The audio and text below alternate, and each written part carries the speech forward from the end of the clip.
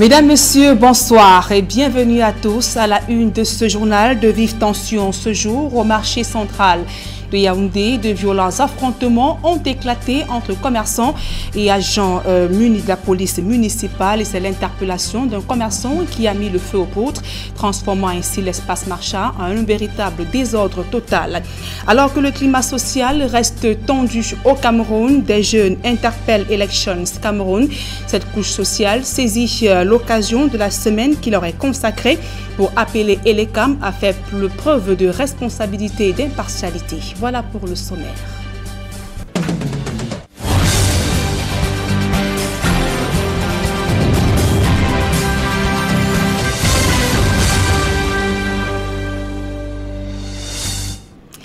Mesdames, Messieurs, une fois encore, bonsoir et merci d'honorer ce rendez-vous de l'information sur Equinox Télévision. D'abord, ces scènes d'affrontement ce matin entre vendeurs ambulants du marché central de Yaoundé et agents de la police municipale. À l'origine des affrontements, la confiscation des marchandises suivie de l'interpellation d'un commerçant.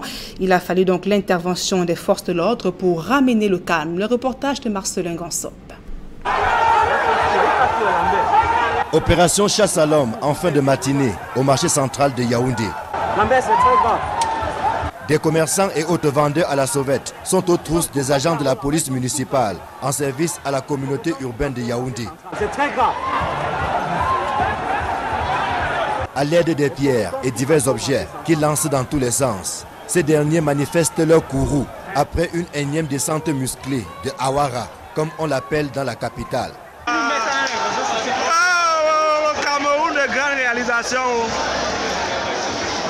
Une descente qui s'est soldée, comme à l'accoutumée, par la confiscation de plusieurs marchandises, mais surtout par l'interpellation d'un vendeur qui a tenté de s'opposer aux agents de la police municipale. Et c'est cette interpellation qui a mis le feu aux poudres, puisque dans la foulée, les vendeurs ambulants vont décider de ne pas se laisser faire. C'est très grave. Le marché central, Awara contre les sauveteurs, c'est très grave. Il a fallu l'intervention des policiers venus en renfort pour que la situation soit maîtrisée, non sans quelques dégâts matériels, puisque 2 véhicules, dont celui du chanteur Nyangono du Sud, par ailleurs commerçant au marché central de Yaoundé, vont être endommagés. Ce n'est pas la première fois que la tension monte entre les agents de la communauté urbaine et les commerçants ambulants. Après la pause observée ces derniers temps, due notamment à la présidentielle, l'opération de déguerpissement et d'assainissement des principales artères du centre-ville de Yaoundé a repris de plus belle, ce qui n'est pas du goût des vendeurs ambulants qui disent avoir besoin d'un peu d'espace pour chercher leur pain quotidien. Entre les deux parties, c'est constamment le jeu du chat et de la souris, avec quelquefois des débordements, comme ce vendredi 8 février. Et le Cameroun paie le prix des exactions des forces de l'ordre sur le front de guerre contre Boko Haram. C'est ce qui justifie la réduction de l'aide militaire américaine. L'analyste politique et sécuritaire Joseph Leangula, qui fait l'observation, note également que la décision du gouvernement américain est lourde de conséquences sur le plan économique et même technique. Rodrigue Ngassi, Aïe Cyril. C'est une décision lourde de conséquences que viennent de prendre les États-Unis d'Amérique, celle de revoir l'aide militaire au Cameroun, qui était du reste multidimensionnelle. Il y a une coopération militaire qui repose notamment sur la lutte contre Boko Haram et la lutte contre l'insécurité maritime, c'est-à-dire la piraterie maritime dans le golfe de Guinée. La formation des forces armées camerounaises, elle consiste aussi au perfectionnement des unités d'élite de l'armée camerounaise, notamment dans le cadre des opérations de contre-insurrection, à savoir celles qui sont engagées contre Boko Haram dans les régions de l'extrême nord. Il y a également un soutien à la collecte du renseignement et aux missions de surveillance. Il y a aussi une coopération en matière d'appui logistique avec du matériel de pointe pour le renseignement, pour le transport des troupes. Et puis, un autre volet, c'est la maintenance de ce matériel. Selon Joseph Leangula, analyste politique et sécuritaire, les États-Unis ne suspendent pas définitivement l'aide militaire. Ils procèdent plutôt à une réduction qui touche des aspects bien précis. Ils ont indiqué la cagnotte qui est de l'ordre de 17 millions de dollars et les secteurs qui devaient être affectés, notamment dans le cadre de ces coupes de l'aide, c'était notamment l'achat d'un certain nombre de radars, c'était du matériel militaire, du déplacement, etc. Cette coopération n'est pas interrompue de façon globale. elle affecte un certain nombre de secteurs, mais il y a des autres espaces sur le terrain militaire, notamment la coopération perdue, à savoir la présence des troupes américaines dans la région du Nord qui font des missions de renseignement et de surveillance. Il reste les 310 Eyes. C'est un programme de formation et de renforcement des capacités accordées notamment par le département de la Défense aux forces armées camerounaises demeure. Donc c'est une partie de la coopération qui est interrompue, mais pas l'ensemble de la coopération militaire. Sur les raisons de cette réduction, le spécialiste cite les exactions des forces de l'ordre qui ont empoisonné les relations entre le Cameroun et les États-Unis d'Amérique. Les soupçons ou les allégations de violations graves des droits humains portées contre l'armée camerounaise ont empoisonné un tout petit peu les relations entre les États-Unis et le Cameroun. Face au rapport d'Amnesty International, celui qui remonte à 2017, où cette ONG épingle les forces armées camerounaises, notamment les éléments du bataillon d'intervention rapide, de se livrer à des actes de torture, y compris dans des bases militaires où se trouvent des instructeurs américains. Puis, avec l'éclosion de la crise anglophone, il y a un certain nombre de rapports qui épinglent de nouveau l'armée camerounaise. Il existe une loi aux États-Unis qui interdit au département de la Défense de coopérer avec des armées qui sont soupçonnées de violer impunément les droits de l'homme. L'impact de la réduction de l'aide militaire américaine est non négligeable pour le Cameroun, notamment sur les plans financiers et techniques. Le Cameroun est aujourd'hui confronté à plusieurs foyers de tension, ce qui en fait un pays qui est militairement acculé, mais aussi économiquement asphyxié par des crises qui prélèvent de plus en plus ou qui se taillent la part du lion dans le budget de l'État du Cameroun. Mais cet impact est aussi un impact opérationnel. Vous voyez, le Cameroun est confronté à des menaces nouvelles, des menaces diffuses, des menaces dites asymétriques qui demandent certaines forces spécialisées qu'on appelle bien entendu des forces spéciales. Et les États-Unis, dans le cadre de leur implication dans plusieurs foyers de tension dans le monde, disposent de cette expertise-là. Et c'était cette expertise qu'elle essayait de transférer notamment aux soldats camerounais. La nature ayant horreur du vide, Joseph Leangoula, analyste politique et sécuritaire, souligne que le retrait partiel des États-Unis d'Amérique peut aussi ouvrir des brèches à d'autres puissances, notamment la Russie et pourquoi pas la France. Et comment réagit le Cameroun après cette coupe de l'aide financière américaine? Eh bien, d'après la décision prise par Washington, le gouvernement garde le silence. Aucune communication officielle n'a été faite jusqu'ici. Un profil bas manifestement pour se réajuster. Explication avec Guizogo.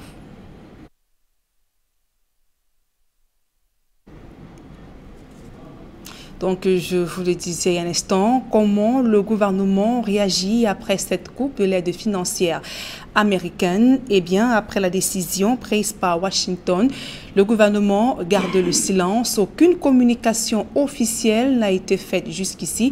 Un profil bas, manifestement, pour se réajuster. Guizogo pour plus de précision. Alors que les sanctions militaires américaines sont effectives contre Yaoundé, le gouvernement camerounais ne s'exprime guère sur cette question.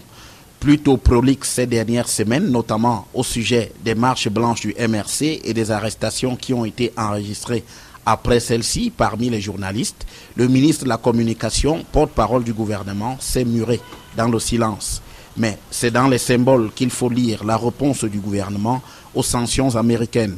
Lors de l'audience accordée par le ministre de la Communication à l'ambassadeur des États-Unis, des signaux ont été envoyés par Yaoundé.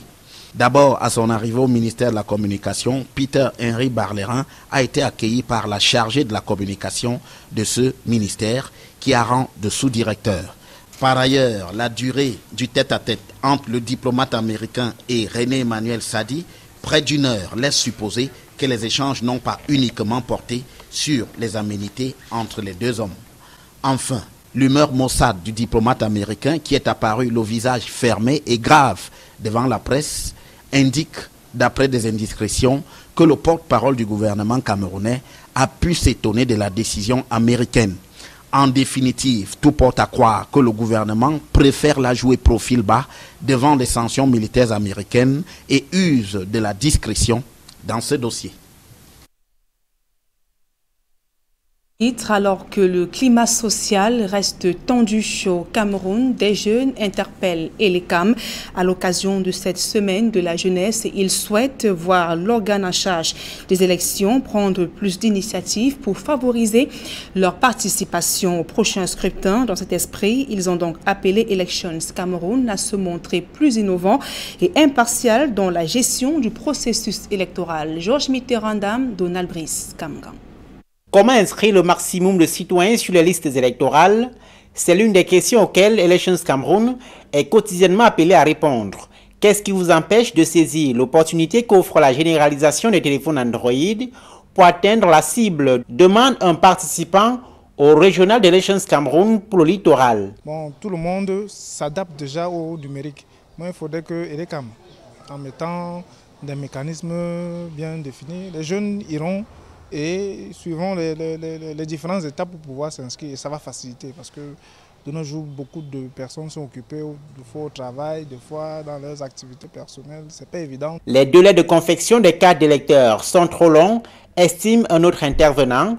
Conséquence, cela ne favorise pas, à son sens, la participation du grand nombre au vote, ajoute-t-il. Si les délais sont réduits, comme je le disais tout à l'heure, ça peut amener les citoyens à s'intéresser à cela. Vous voyez, ça peut être un problème au niveau de la crédibilité de l'ECAM. Les gens se disent que plus les délais sont longs, c'est pour les décourager à aller récupérer les cartes. Lors du dernier scrutin, des leaders d'associations de jeunes disent avoir observé des situations polémiques dans les bureaux de vote.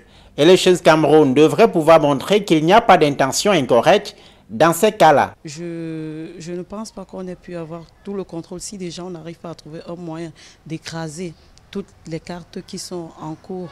Je ne comprends pas que peut-être ils aient pu trouver un moyen de pouvoir empêcher que ces personnes puissent voter également avec ces multiples cartes. Après ces observations et remontrances des jeunes à l'endroit d'Elections Cameroun, des pistes et des réponses après écoute. Le ton franc de ces rencontres participe de cette transparence-là. Nous ne voulons pas faire de langue de bois.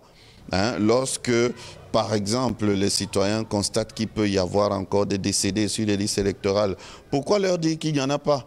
Il y en a, mais il faut leur expliquer comment ça se fait qu'il y en ait. Lorsque nous n'avons pas d'informations sur le décès, comment on va faire pour radier la personne, etc. C'est un exemple. Et donc, voilà pourquoi le ton est franc. La rencontre est certes traditionnelle en cette semaine de la jeunesse, mais dans l'esprit, il y a les prochaines élections locales, scrutins populaires pour lesquels bon nombre de jeunes manifestent des intentions de candidature. Et nous restons toujours avec cette jeunesse au Cameroun face au chômage grandissant. De nombreux jeunes optent pour l'auto-emploi, seuls ou encore en groupe. Ils essaient tant bien que mal de mettre sur pied des entreprises et se frayer un chemin. Quelques-uns d'entre eux s'expriment dans ce reportage de Gladys Sidi. Des jeunes se mettent ensemble pour barrer la voie au chômage et subvenir à leurs besoins.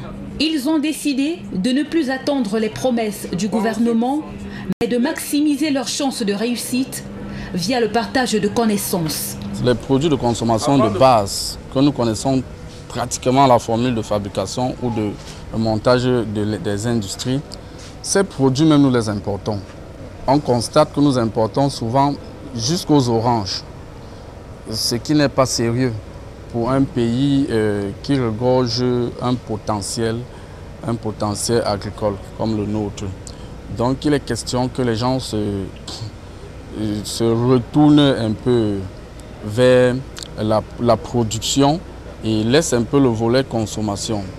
Ces jeunes, issus de différentes couches sociales, mutualisent leurs efforts pour tirer leur épingle du jeu dans le cercle parfois fermé de l'entrepreneuriat jeune. Oui, en tant que jeune, je suis déjà venu avec un projet et ce projet porte sur l'éducation au Cameroun. Ouvrir un centre de coaching, un centre national de coaching académique et de préparation au concours, parce que nous nous rendons compte que beaucoup de jeunes, c'est après le baccalauréat qu'ils se posent des bonnes questions, les questions qu'ils auraient dû se poser bien longtemps à l'avance lorsqu'ils étaient au secondaire.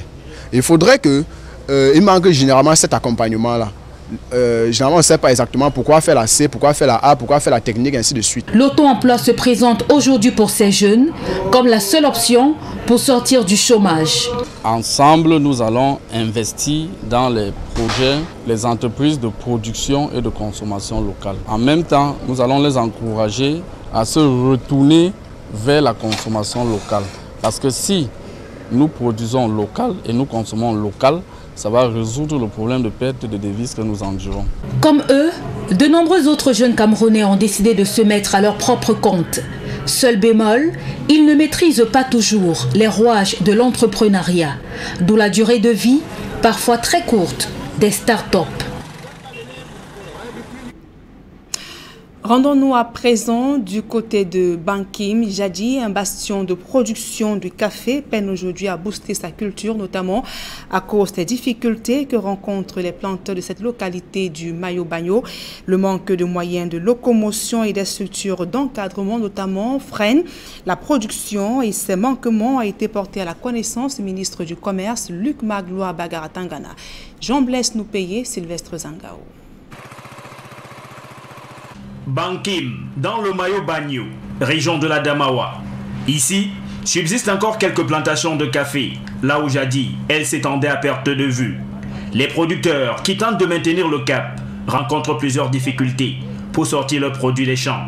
Et la main-d'œuvre qualifiée se raréfie à cause de l'insuffisance des structures d'encadrement. Ces difficultés ont été portées à la connaissance du ministre du Commerce par le maire de Bankim, Philippe Ndjoui, profitant du lancement de la campagne caféière 2019 par Luc Magloire Bagaratangana. Messieurs les ministres, pour vendre, il faut au préalable produire. Pour produire, il faut disposer du matériel végétal de haute qualité. La culture de café fait partie de l'ADN des populations de notre commune. Notre arrondissement dispose de 14 structures d'encadrement agricole avec un personnel qualifié, mais aucun moyen de locomotion n'est disponible. Sur 11 structures d'encadrement de proximité, une seule est construite à Nyamboya, sans oublier l'insuffisance claire du matériel végétal. À Bankim, les techniques d'entretien de café sont peu adaptées, même si la localité garde son ADN de zone productrice de café, avec une production de 1000 tonnes en 2018. Le ministre du Commerce s'engage donc à accompagner les producteurs de café à Bankim. Cette invitation du gouvernement à dire à Bankim, nous veillons sur vous, vous devez retrouver votre place d'antan, la place de leader, pas simplement régional, même leader national dans la production de café. Et nous le disons parce que nous nous situons maintenant dans un horizon, dans une ouverture, dans un esprit de large ouverture des marchés, notamment avec la création de la zone de libre-échange continentale africaine. Il s'agit d'un marché unique en Afrique, un marché commun. Les défis sont énormes dans ce contexte, le Cameroun ayant perdu sa place dans le classement des grands producteurs de café. Il faut donc se mettre au travail. Il était important de venir dire aux populations de Bankim et à travers elles, à toute la population camerounaise que nous avons là une opportunité exceptionnelle. Luc Magloire Bagaratangana a instruit ses proches collaborateurs à prendre des dispositions pour améliorer les conditions de travail des producteurs de café dans le Mayo-Bagno. Et comment réduire les contraintes liées au financement des entreprises au Cameroun? C'est le casse-tête de nombreux patrons de sociétés. La faute au contexte économique morose, mais surtout au caractère limite des ressources. Des outils modernes existent comme le recours à la bourse, mais là aussi, les entreprises ne sont toujours pas dans les conditions requises. Innocent Abega, Donald Brice, Camca. Le financement de l'économie en général et des entreprises en particulier est une équation complexe. Elle est davantage dans le contexte camerounais où les banques hésitent et n'ont pas toujours de ressources longues pour répondre aux nombreuses attentes. Les banques n'ont pas les moyens de faire de financement à long terme. Il faut donc recourir au marché financier. Il faut trouver d'autres sources de financement alternatifs pour pouvoir participer au financement et surtout à l'industrialisation de notre pays. L'une des sources de financement alternatives les plus modernes, c'est la cotation en bourse. Une première entreprise camerounaise spécialisée dans les financements locatifs fait ce saut, un défi de taille. Mais le chemin reste long. De nombreuses entreprises ne présentent pas encore les caractéristiques permettant d'accéder au vaste marché de capitaux qu'est la bourse. La plus importante, c'est d'abord d'avoir une bonne gouvernance d'entreprise, de présenter des états financiers fiables. États financiers fiables, puisque vous devez présenter votre société aux yeux du grand public. Il faut que le public fasse confiance aux états financiers qui sont présentés, au plan d'action que vous développez, pour que demain, lorsqu'il faudra rembourser les fonds que vous avez collectés auprès du public, il n'y ait pas de difficultés. L'ambition de fusion des bourses de Douala au Cameroun et celle de Libreville au Gabon, mise en œuvre dans la sous-région CEMAC, avance à pas de tortue, un indicateur d'intégration financière et sous-régionale, capital pour les entreprises pourtant. L'actualité hors de nos frontières à présent en Côte d'Ivoire, Guillaume Soro quitte la présidence de l'Assemblée nationale. Dans un discours solennel, le président de l'Assemblée nationale ivoirienne a déclaré ce jour qu'il quittait son poste, une démission attendue et qui avait été annoncée il y a une dizaine de jours par le chef d'État Alassane Ouattara. Âgé de 46 ans, Guillaume Soro présidait l'Assemblée nationale depuis 2013. Je vous suggère d'écouter à présent un extrait de la réaction de Guillaume Soro durant cette session extraordinaire à l'Assemblée nationale.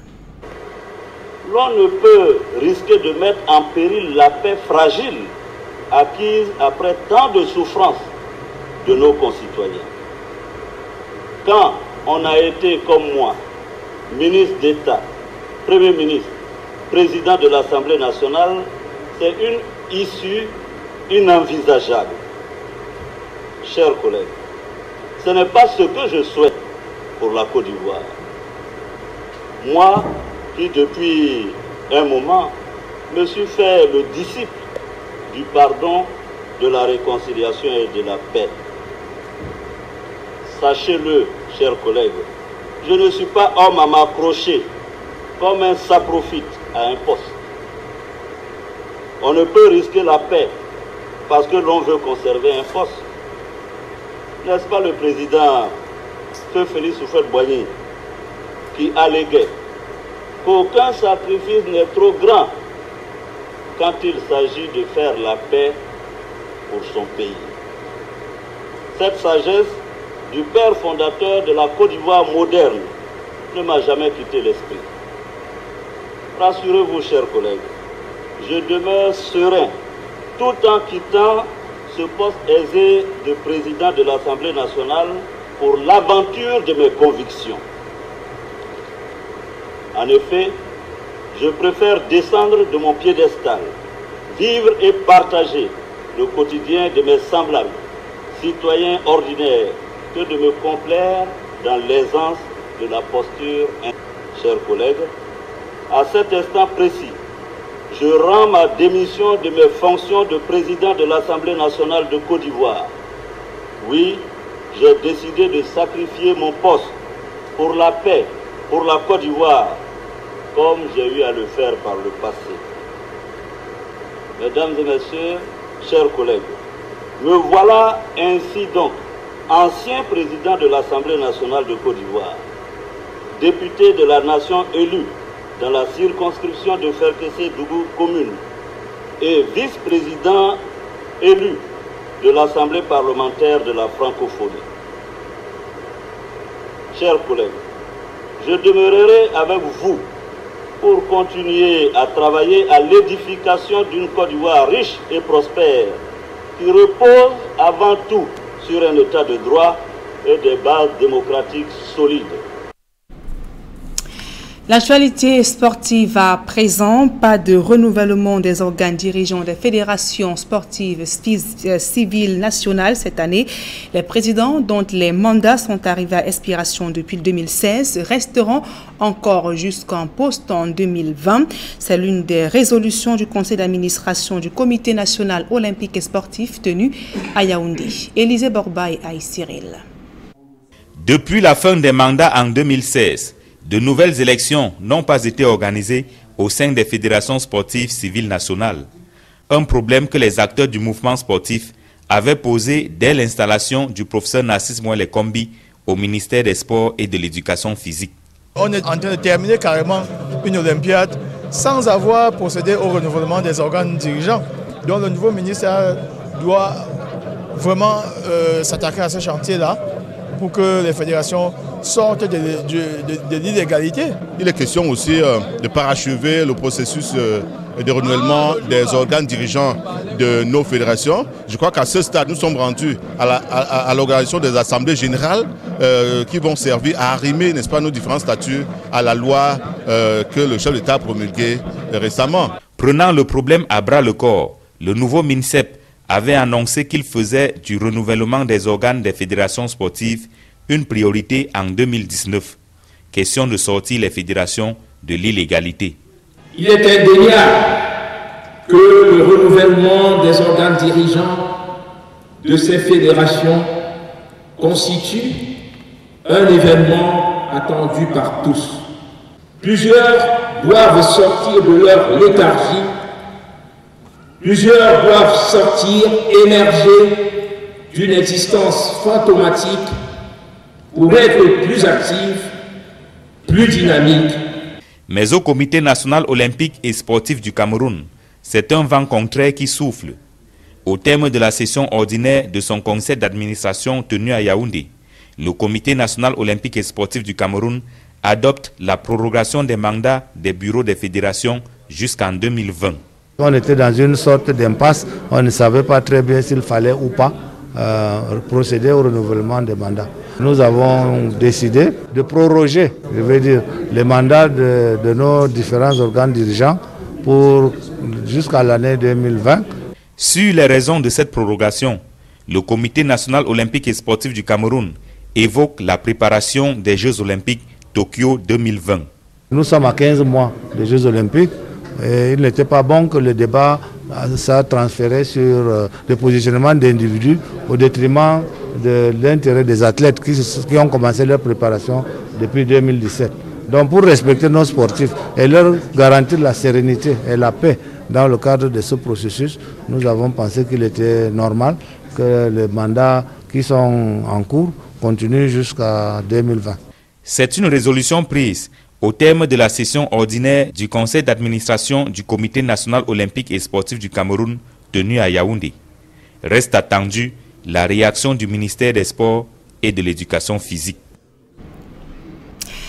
À présent, ce public reportage, les amoureux du vin Gandia pourront désormais savourer les délices de ce vin en toute tranquillité. Une usine d'assemblage et de conditionnement vient d'être inaugurée au Cameroun. Reportage.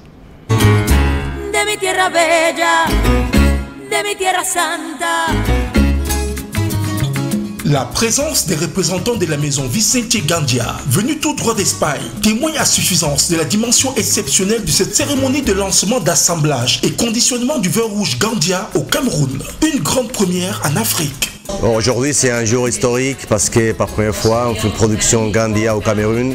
C'est une nouvelle étape qui commence et on est très content de voir tous les clients qui apprécient beaucoup la production locale parce que c'est un produit top qualité qui va devenir un véritable succès dans les années à venir. On est vraiment très content. Avant le démarrage de la cérémonie, une séance de dégustation de la première cuvée sortie d'usine BVS s'est déroulée en présence des sommeliers et experts en qualité de la maison Gandia, du top management de BVS et des dirigeants du groupe africain de distribution, distributeur exclusif du vin Gandia au Cameroun et dans la sous-région Afrique centrale. Même tous ceux qui sont au fin fond des cabanes, d'ici quelques semaines, sauront que Gandia est présent. Parce que nous avons travaillé le projet avec notre BGA. On a passé 2 ans à travailler ce projet. Aujourd'hui, c'est une réalité. Rassurez-vous, comptez sur nous.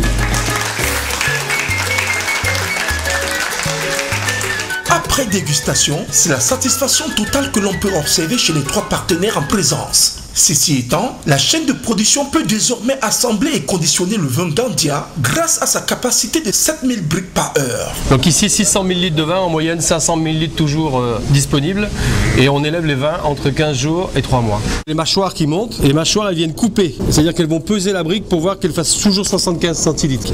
Et celle-ci c'est celle qui va plier la brique, et donc après elle circule ici la dateuse qui nous permet de mettre une date limite dessus. Voilà. Les invités ont largement été édifiés pendant la visite guidée au sein de l'usine BVS. L'on pouvait apprécier le bon déroulé des process, le respect de la conformité des équipements répondant aux normes internationales, la présence d'un laboratoire pour veiller sur la qualité du produit.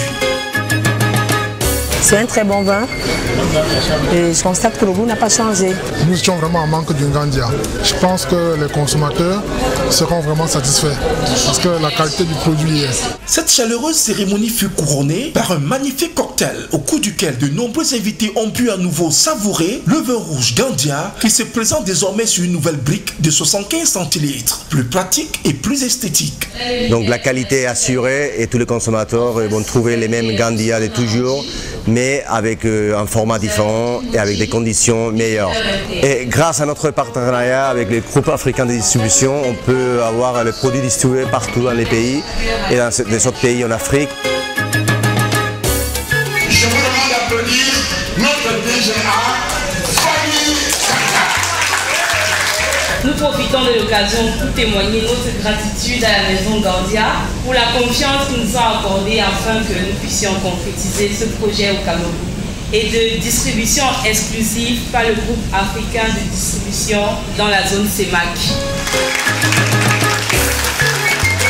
Eh bien, dès à présent pour vos commandes, le groupe africain de distribution vous garantit la livraison de votre vin rouge favori, Gandia, l'esprit de partage.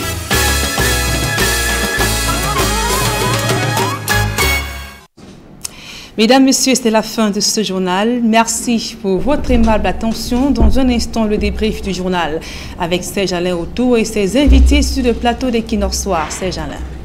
Voilà, Nadine Yambou, nous irons directement à Abidjan où, après 7 années passées comme président de l'Assemblée nationale de Côte d'Ivoire, Guillaume Kigbofori Soro a décidé aujourd'hui d'abandonner la présidence de l'Assemblée nationale. Bonsoir à vous, Nadine Yambou. Bonne soirée à vous, Serge Alain Autour. Rendez-vous vendredi 20h. Exactement. Voilà, madame, monsieur, dans un instant, Equinox Soir, deuxième partie, le temps du débrief, toujours en compagnie de nos cadres invités.